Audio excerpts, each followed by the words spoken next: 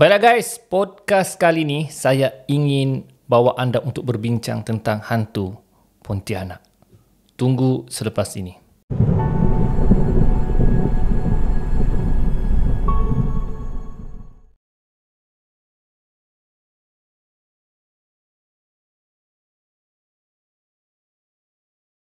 Assalamualaikum warahmatullahi wabarakatuh dan salam sejahtera. Selamat datang ke channel Ali Bosku. Baiklah, channel ini banyak menyediakan video-video yang menarik. Jadi jangan lupa untuk subscribe dan tekan butang loceng untuk update video-video yang terbaru. So guys, podcast kali ini agak berbeza. Biasanya saya bawa anda untuk bercerita tentang kisah-kisah seram daripada perkongsian rakan-rakan kita, perkongsian dari website. So kali ini tidak. Kali ini kita akan buat ulasan jenis-jenis hantu yang ada di Malaysia dan di dunia. Dan untuk yang pertama nih, saya ingin bawa anda untuk bercerita tentang hantu Pontianak. So guys, hantu Pontianak ni memang sangat famous. Bukan saja setakat di Malaysia, tapi di Asia Tenggara dan di seluruh dunia. Tapi yang peliknya, Pontianak di kawasan Asia Tenggara ni berbeza dengan Pontianak yang berada di Eropah. Kalau Pontianak di Asia Tenggara ni sangat menyeramkan. Dia berbentuk seperti seorang perempuan, rambut panjang, pakai baju putih yang lusuh dan sering mengilai, terbang, ketawa, membawa baby. Itu kalau di Asia Tenggara. Berlainan pula di Eropah, Pontianaknya ataupun dikenal sebagai vampire. Asalnya dia seorang lelaki. Lelaki dan nampak baju lebih kemas, lebih klasik, baju klasik Eropah zaman dahulu. Dan dia tidak boleh kena matahari siang. Dan lebih nampak handsome dan tidak menakutkan seperti Pontianak di Asia Tenggara. Dan kalau ikut sejarah, gelaran vampire ni adalah daripada nama seorang daripada zaman Turki dahulu, iaitu Vlad Vampire. Orang tu memang benar-benar wujud. Kalau anda ingin ketahui ceritanya, sejarahnya, anda boleh tengok sejarah di antara Al-Fatih dan Vampire. Vlad Vampire. Mereka dikatakan ni Al-Fatih dan Vlad Vampire merupakan Vlad Vampire ni anak angkat kepada Sultan Turki, dan mereka sama-sama membesar Al-Fatih dan Vlad Vampire. Cuma Vlad Vampire kembali ke kampungnya untuk menjadi raja semula, dan dia ingin menakluki Turki. So sampai satu masa dia ambil darah rakyat Turki, untuk menunjukkan dia macam tidak puas hati dengan kerajaan Turki ni, dia sampai makan darah lah. Itu hanya lambang sajalah. Dia tidaklah seperti vampire seperti yang cerita. Cuma itu dia melambangkan dia berjaya membunuh beberapa askar Turki, dan dia minum semua darah askar tentera Turki. So itu sejarahnya lah, sejarahnya. So kalau di Malaysia pula, di Malaysia, di Indonesia, di Brunei dan Singapura, Pontianak di Malaysia ni agak berlainan sedikit. Asal usulnya dia dari seorang perempuan, yang mengandung anak yang pertama dan meninggal dunia. Itu sejarahnya lah, So sudah meninggal dunia, ditanam, beberapa bomoh menyeru untuk bangkitkan perempuan itu menjadi Pontianak. Orang-orang yang mengamalkan ilmu hitam bomoh ni, mereka akan cari wanita mengandung yang anak pertama untuk mereka menggunakan ilmu sihir mereka bangkitkan. Sebab satu, dorang mau jadikan Pontianak untuk ilmu dorang, dan mereka mau ambil anak yang meninggal tu dijadikan sebagai toyol. Untuk toyol nanti kita akan bincangkan di video akan datang.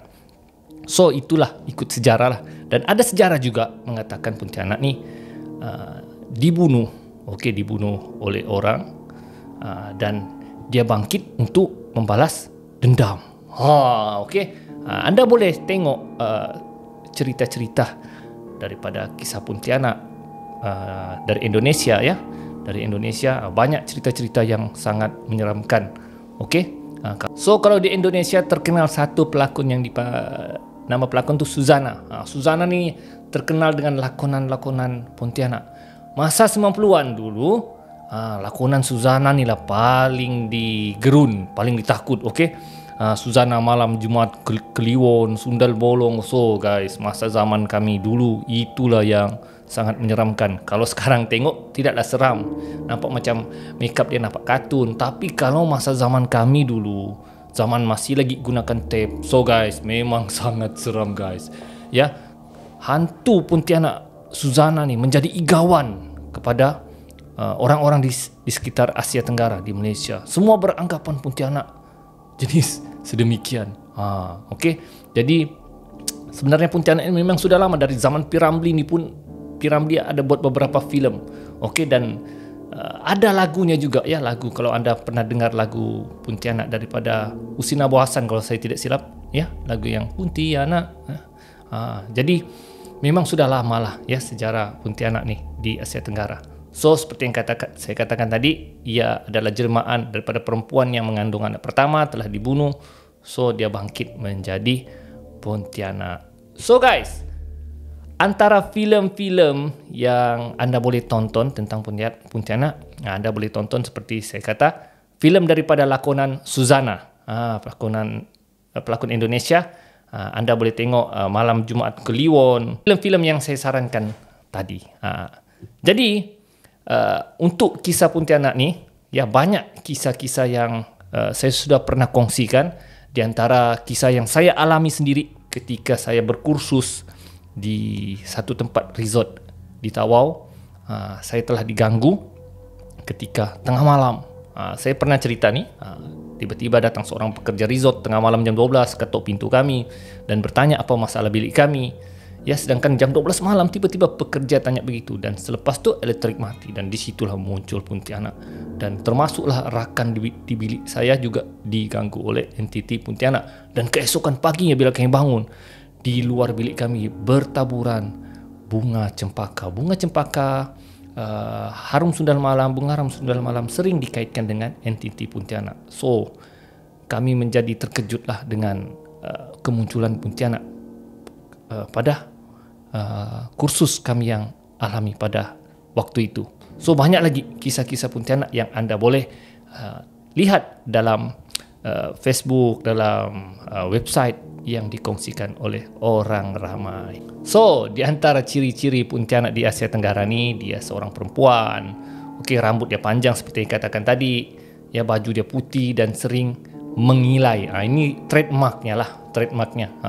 Saya ada nampak solo ambush. Okey, solo ambush. Solo ambush, dia pergi ke Gunung Emas, Sabah, dan dia solo masa tu, dan dia telah bertembung, dia telah terdengar suara perempuan mengilai dalam hutan tu. So guys, wallahualam lah kalau betul-betul Pontianak. Tapi memang orang-orang Sabah pernah mengatakan kawasan Gunung Emas tu orang naik motosikal ada Pontianak menumpang, ada resort di sana dikatakan ada Pontianak. So memang kawasan tersebut terkenal dengan Pontianak. Begitu juga ada satu tempat lagi di kawasan Tawau ni. Okey, satu taman rekreasi. Masa tu saya berkemah dengan family saya. Ketika saya hendak ke tandas, saya temankan isteri saya, tiba-tiba saya terhidu satu bau harum dan saya ternampak sosok Pontianak betul-betul berada berdekatan dengan pokok tempat kami berkemah. So guys, itu saya nampak secara realiti lah. So entiti ni, ya kita tahulah entiti Pontianak ini adalah jelmaan syaitan yang dia menjelma mengikut apa yang kita fikirkan, apa yang kita andaikan. So kalau kita andaikan Pontianak itu begini-gini, maka syaitan dan iblis akan muncul sedemikian. So guys, saya rasa setakat itu saja maklumat ya, ataupun sejarah Pontianak di Asia Tenggara, terutamanya di Malaysia. So sekiranya anda ada maklumat tambahan, anda boleh komen di bawah. Oh, satu lagi guys, untuk pengetahuan anda, ya, menurut cerita-cerita lah, Pontianak ni boleh menjelma jadi manusia yang cantik. Okey, manusia yang cantik. Dan kau boleh kahwini perempuan tersebut dengan kau paku di belakang tengkuknya. Dan kalau kau berjaya paku ya paku 6 inci, paku di belakangnya, dia akan jadi manusia yang cantik. Ya, dan kau boleh kahwini. Tapi itulah, bilang orang kalau kahwin dengan Pontianak ini, hidup kau tidak berkat lah. Jadi dia akan menjadi Pontianak semula. Jadi saya rasa itu saja maklumat yang saya dapat kongsikan. Kalau anda ada maklumat tambahan tentang Pontianak, anda boleh tinggalkan komen di bawah. Jadi guys, kita akan jumpa lagi di video akan datang, di podcast akan datang, dan kita akan kongsikan lagi hantu yang seterusnya. Sekian daripada saya, Ali Bosku. Assalamualaikum.